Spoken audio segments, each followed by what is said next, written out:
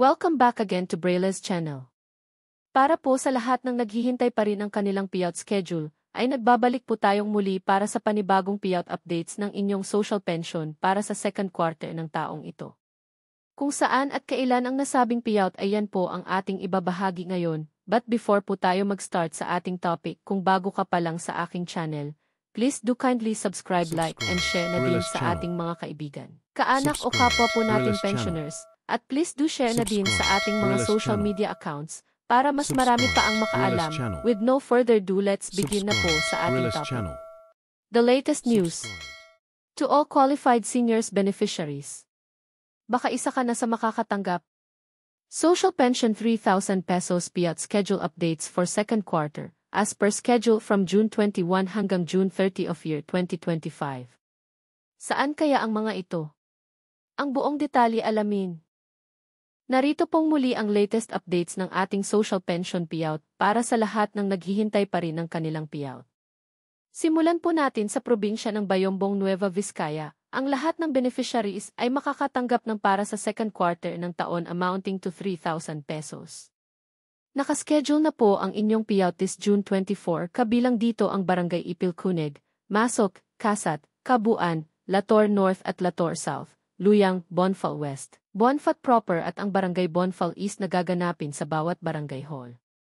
On June 25 naman, nakaschedule ng mag-payout ang Barangay Bansing, Paitan, Magapuy, Buena Vista, Busilak, Magsaysay, Salvacion, Don Mariano Perez at ang Barangay Don Tomas Madela na gaganapin sa bawat barangay hall na mag-start ng 8 ng umaga at alas 2 ng hapon. Ang next schedule naman ay sa probinsya ng Santo Tomas, Batangas. Ang lahat ng beneficiaries ay makakatanggap ng para sa second quarter ng taon amounting to 3,000 pesos. Nakaschedule na po ang inyong payout this June 23, kabilang dito ang Barangay Poblacion 4, Santiago, Poblacion 2, San Antonio, Poblacion 1, San Roque, Poblacion 3, San Bartolome, Santa Anastasia at ang Barangay San Rafael na gaganapin sa Poblacion 2 Covered Court na mag-start ng alas 8 ng umaga. At sa hapon naman nakaschedule mag-payout ang Barangay San Miguel, San Isidro Sur, San Vicente, San Isidro Norte, San Pedro, Santa Elena, San Pablo, San Francisco, San Felix at ang Barangay Santa Ana na gaganapin din sa Poblacion 2 Covered Court na mag-start ng alauna ng hapon. Kasama rin sa afternoon payout ay ang Barangay Santa Cruz, San Luis, San Fernando, Santa Clara, San Juan, San Joaquin, San Jose, Santa Teresita, Santa Maria at ang Barangay San Agustin. Sa hapon po mag-start ang inyong payout. Ang next schedule ay sa probinsya ng Borongan, Eastern Samar. Ang lahat ng beneficiaries ay makakatanggap ng para sa second quarter ng taon amounting to 3,000 pesos. Nakaschedule na po ang inyong payout this June 25 na gaganapin sa Campesao Multipurpose Hall na mag-start ng 8 ng umaga. Kabilang dito ang Barangay Poblacion A, B, C, D1, D2, Poblacion E, F, G at ang Barangay Poblacion 8, Alang-alang at ang Barangay Tabof. Ang sumunod na payout ay sa probinsya ng Barangay West Kibawe, Bukidnon. Nakaschedule na po ang inyong payout this June 24 na gaganapin sa Kimbawe Tourism Hall. Ang next schedule ay sa probinsya ng Barangay Owacan, Jimalalud, Negros Oriental. Nakaschedule na po ang inyong payout this June 30 na gaganapin sa Pakuan Covered Court na mag-start ng 8 ng umaga. Next schedule ay sa probinsya ng Barangay Payoyo, Jimalalud, Negros Oriental. Nakaschedule na po ang inyong payout this June 30 na gaganapin sa JRBTJ SCC na mag-start ng alauna ng hapon. Ang next schedule ay sa probinsya ng Barangay Poblacion 2, Tagbilaran City. Nakaschedule na po ang inyong payout this June 24 na gaganapin sa Saulog Gym na mag-start ng alauna 1:30 hanggang alas 4 ng hapon.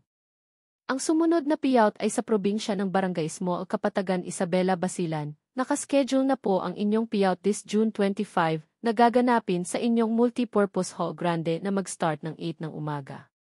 Ang next schedule ay sa probinsya ng Barangay San Roque, Trento, Agusan del Sur. Nakaschedule na po ang inyong payout this June 25 na gaganapin sa Santa Maria Trento Gymnasium na mag-start ng alas 9 hanggang alas 12 ng tanghali.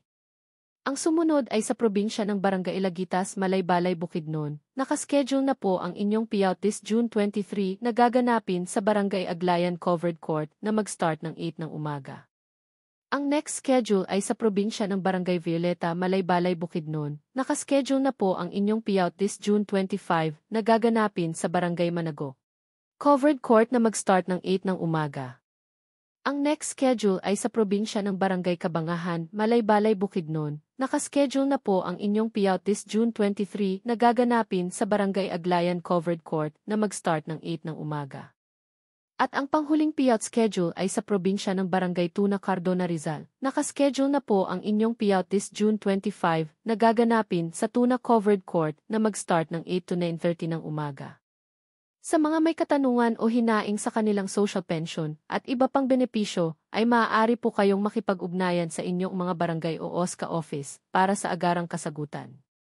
Paalaala lamang po na ang lahat ng ating payout ay para lang muna sa mga indigent seniors beneficiaries na kabilang sa master list ng DSWD. Hindi pa po ito ang universal pension na nasa Senado pa rin po hanggang ngayon.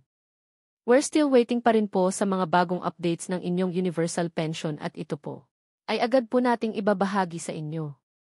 That's it. Sa ngayon ay ito pa lamang ang mga bagong naglabas ng kanilang payout schedule para sa iba't ibang lugar. Sa mga wala pa ring payout ay manatili lamang po kayong nakatutok sa aking channel para sa mga upcoming payout updates at iba pang informative videos na para po sa inyo. Marami pong salamat and God bless po sa inyong lahat.